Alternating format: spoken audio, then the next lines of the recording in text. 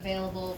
What's the latest with him, and will he have any minutes restrictions? Yeah, so he'll play short stints, maybe a couple of half, but obviously monitoring how he feels, monitoring his wind, and all that comes with that. But he will be available to play short stints. No.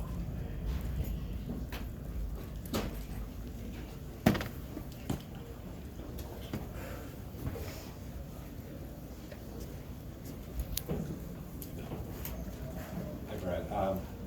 Last game, the bench was outscored 42-16. What does the bench need to do to play better? Especially, what does Gordon Hayward need to do to contribute more? Yeah, I thought first of all, the Milwaukee bench played excellent. George Hill, Pat Connaughton were obviously led the charge. They were both terrific.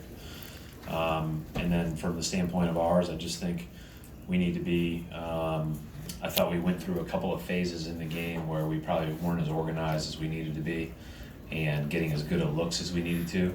And the other part, I felt pretty good about it. Like I felt like those guys had good looks. They missed some opportunities shooting the ball, but made plays for each other and made the right play a lot, Gordon included. So I feel like we'll play better and it'll be more productive. But I also thought they did some better things than the stat sheet indicated.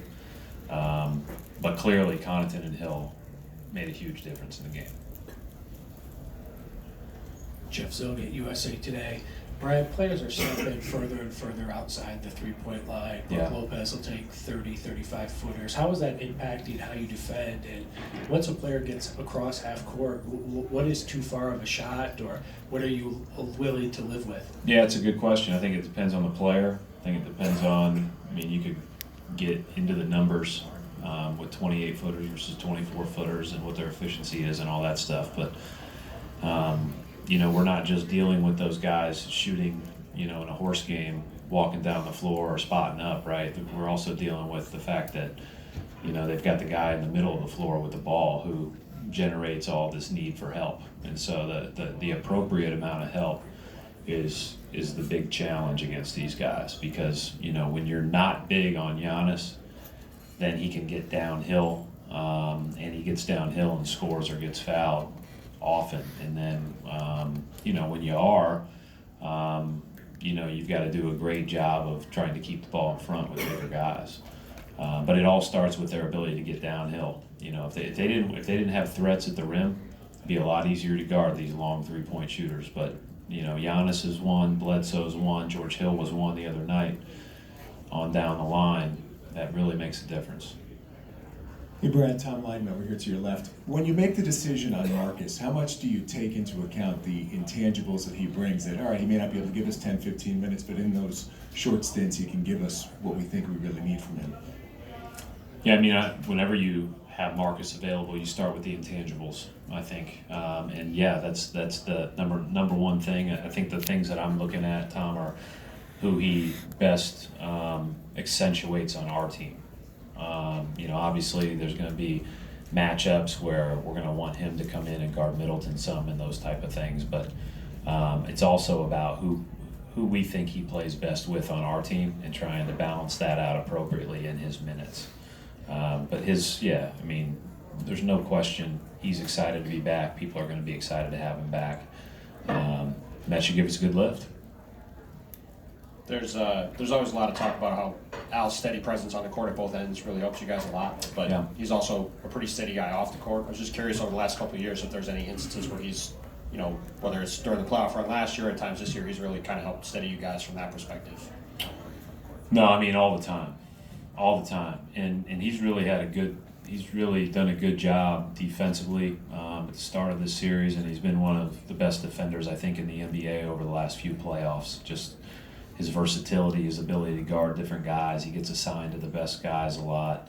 And then on the other end, just being a guy that you can play through. The other thing is with him and Kyrie, they've been through so many of these games that they do have they've been down 2-1, they've been up 2-0, they've been down 3-1. You go through the list and they've been through it. And not everybody has. I think this was the first series I've ever been in 1-1. Right, which is unique because we played a ton of them, but they were just all 2-0 one way or another. So I think that those are all great things to lean on, and Al provides that in droves for us. Brad, when Milwaukee's on a run, the shot profile that you're getting during that time, are you okay with it? And does that change whether it's the first quarter, fourth quarter, or a team is on like a 28-2 run, 21-6 run?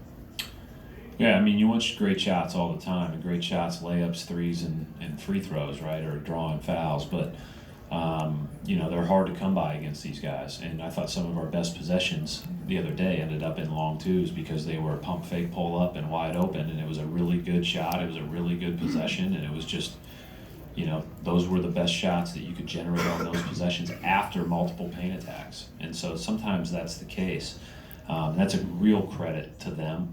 But I thought during that run, specifically in the third quarter, we actually had a couple of really good looks during that 11-0 run or 10-0 run that just didn't drop. After that, I thought we were a little bit more haphazard. Brad, Dan Roach from WBZ. Just a thought on what was your day like in regard to Marcus? Was it simply, like you said yesterday, waiting to get the okay from the trainers, or has there been a lot of interaction with him? I'm sure he's chomping at the bit to get going again. Yeah, I mean, I knew he was going to play. So I knew it was one of those things that you have to get approval from the trainers, and it's like the thumb up emoji, and that's it. So I knew that it was probably likely he was going to play, so there wasn't much to talk about today. Brad, how much with Marcus have you missed just his ability to put Kyrie off the ball? Yeah, I think that's real. And I think that, you know, that's why in his stints they'll probably share the floor together a lot. Thank you, Coach. Yep, thanks.